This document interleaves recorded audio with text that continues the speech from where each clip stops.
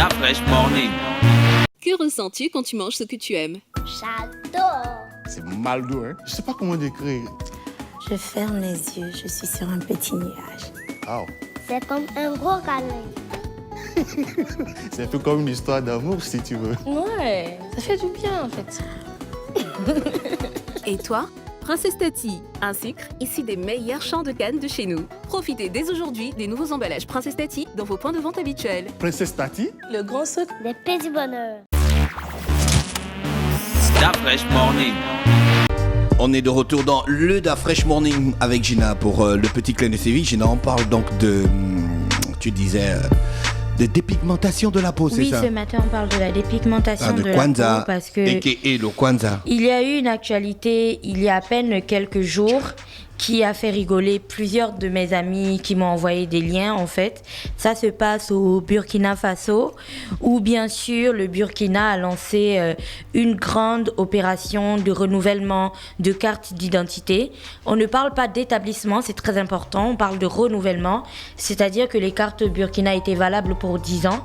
Donc il y a 10 ans qu'ils avaient lancé la première opération d'établissement des cartes et maintenant il fallait les renouveler. Et tenez-vous bien, lors du renouvellement des cartes, il y a bien sûr certaines personnes qui ont été refoulées pour plusieurs raisons, comme par exemple la falsification de documents ou plein de choses. Mais dans la longue liste donnée par l'Office national d'identification du Faso, il y avait aussi dans cette liste-là, et l'entretien que vous allez écouter est celui de monsieur Aristide Béré, qui est le directeur général de l'identification. Donc, dans les raisons qui ont été données dans le rejet de certains dossiers, tiens-toi bien, il y avait le fait que il y avait une absence de reconnaissance en fait du logiciel des personnes qui venaient en fait pour renouveler leur carte. C'est-à-dire que après 10 ans de dépigmentation de la peau, les points de repère qui servent en fait pour identifier un visage n'étaient plus les mêmes et du coup les machines ne reconnaissaient pas ces personnes-là, ce qui rendait l'identification difficile et donc certains Burkinabés ont dû être renvoyés et on n'a pas pu établir leur carte d'identité. Et donc on écoute ça et on va revenir après. Entre le 1er janvier et le 20 juillet 2020, nous avons reçu et traité en tout 1 076 000 cartes nationales d'identité que nous avons délivrées.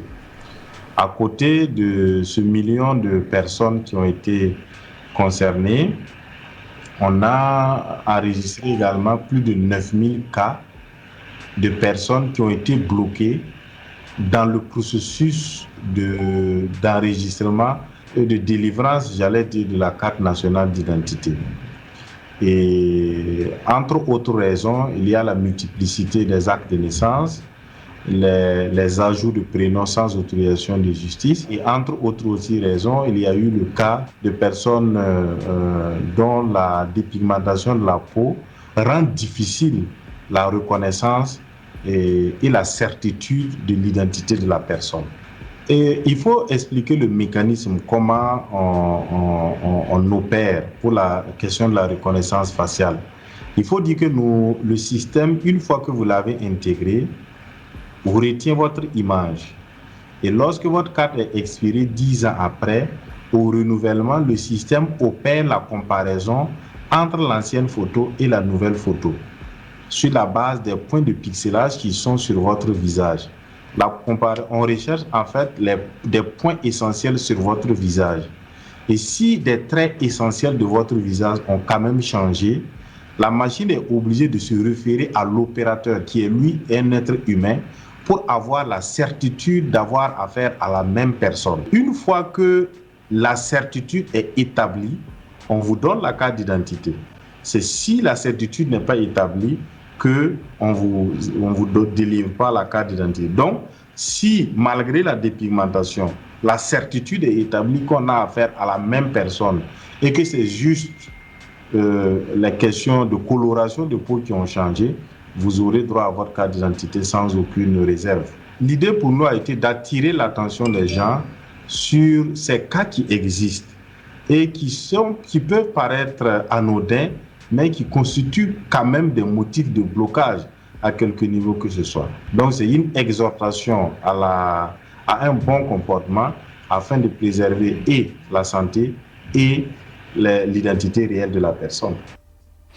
Voilà donc, comme je vous le disais, ce que vous avez écouté est l'interview de Monsieur Aristide Béré, qui est le directeur général de l'identification, une interview qu'il a donnée aux médias Vox of America, qui bien sûr s'interrogeait sur le nombre de cas qui avaient été rejetés dans l'établissement, le renouvellement des cartes d'identité au Burkina Faso. Donc j'ai plein d'amis qui m'ont envoyé cette vidéo et la plupart d'entre eux étaient morts de rire parce que bien sûr ils trouvaient cette question drôle. Pour ma part, elle nous a renvoyé en fait à une thématique qui nécessite encore aujourd'hui qu'on en parle. C'est bien sûr celle qui est liée à l'utilisation des produits dépigmentants. Si aujourd'hui, par exemple, si avant, en ce qui concerne notre pays, on parlait de la dépigmentation de la peau uniquement, c'était une sorte de tendance féminine qui commençait à se répandre et ainsi de suite. Il faut rappeler qu'aujourd'hui dans notre pays, ce n'est plus juste une question qui s'adresse uniquement aux femmes, mais qui touche beaucoup d'autres, qui touche l'autre sexe désormais et qui touche désormais une énorme quantité de personnes. Alors s'éclaircir la peau, on le sait, c'est dangereux. Ça a des conséquences sur le court terme, sur le moyen terme et sur le long terme. Bien entendu, toutes les personnes qui se dépigmentent la peau auront toujours le même discours. Elles te diront qu'en réalité, elles ont eu recours à cette crème qui est faite à base de produits naturels, de carottes et de curcuma et je sais pas ce qui est souvent vendu par les personnes qui en fabriquent et qu'en réalité elles avaient juste besoin de mettre ça pour illuminer un petit peu leur teint. Sauf que les produits éclaircissants étant très addictifs, on commence toujours par une petite crème assez light qui va très vite arrêter de faire effet. Du coup, on sera obligé d'avoir recours à une autre crème, histoire de maintenir les effets et surtout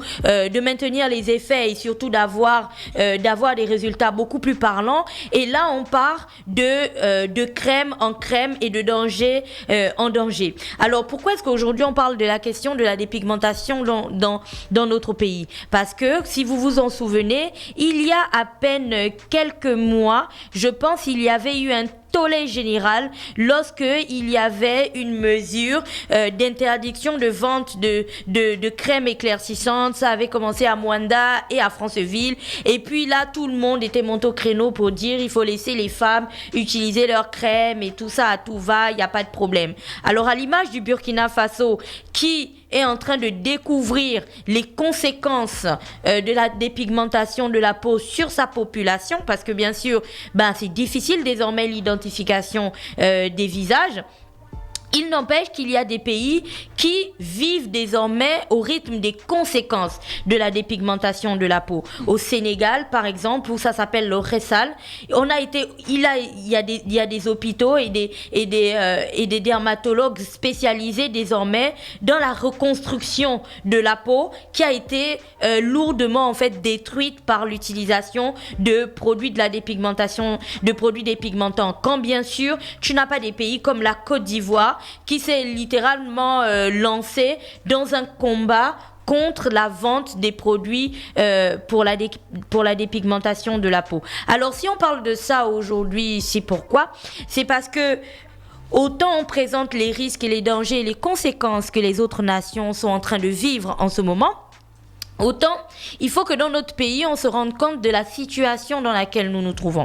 Alors, si dans d'autres pays, des femmes vont dans des magasins pour acheter des produits éclaircissants et ainsi de suite, il y a un phénomène qui est désormais au Gabon, qui tend à prendre de l'ampleur, qui est celui de la fabrication en fait de produits éclaircissants et qui sont vendus parfois sur Facebook ou en utilisant uniquement WhatsApp et ce genre de choses. Alors, on a des apprentis chimistes qui sont chacune dans leurs habitations, dans leurs lieux, qui, dans leur QG ou dans leur laboratoire, font des mélanges de produits, en fait, histoire de proposer différentes gammes en fonction des teints.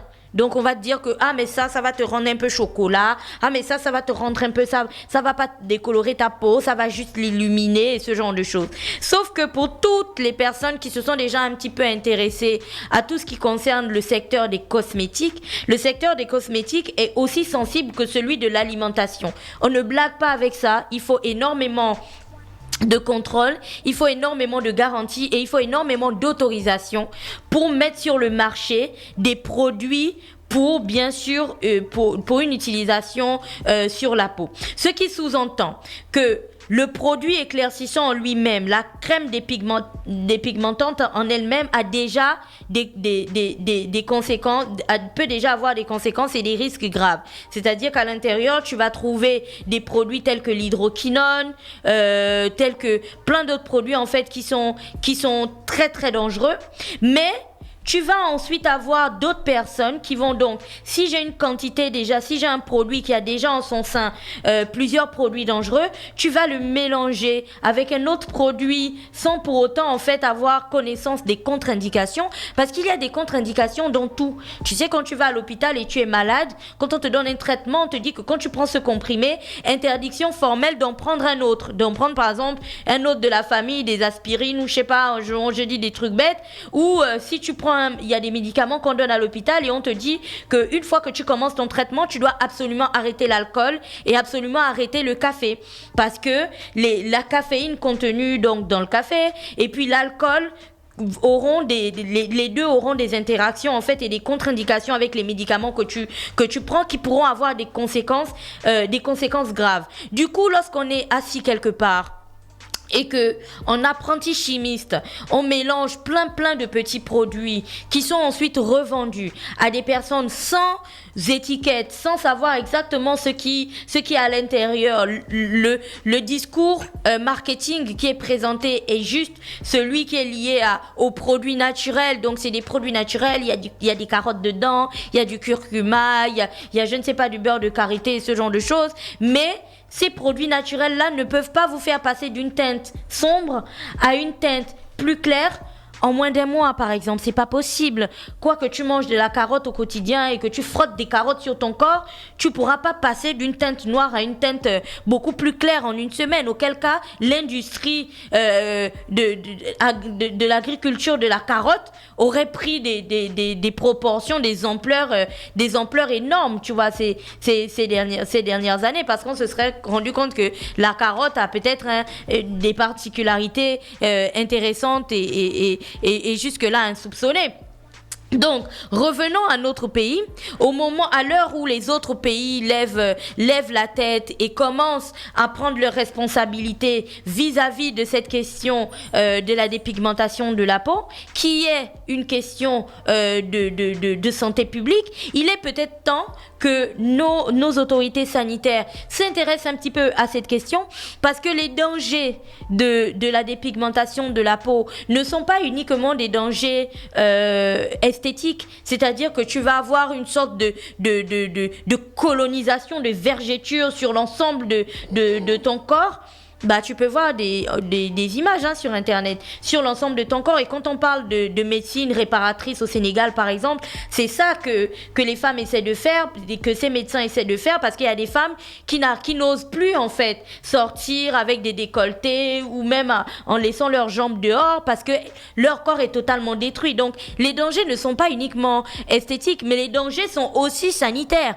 C'est-à-dire que c'est prouvé aujourd'hui que les produits qui favorisent l'éclaircissement artificiel de la peau conduisent au cancer. Donc c'est qu'en réalité, pour les pays qui refusent délibérément de regarder cette question bien droit dans les yeux aujourd'hui en 2020, ils seront bien obligés de regarder en 2035 ou en 2040 une flambée en fait, ou une augmentation des cas de cancer dans leur pays, quand on sait que le cancer est une affection longue durée qui coûte très cher. C'est-à-dire que le traitement du cancer, qui, on le sait aussi, tout le le monde connaît le taux de réussite des traitements du cancer et tout ça, qui sont quand même assez faibles, mais qui sont le traitement est tellement long que ça coûte non seulement de l'argent à la personne qui est malade, mais ça coûte encore plus d'argent au pays en fait, parce qu'il faut investir dans ces types de maladies qui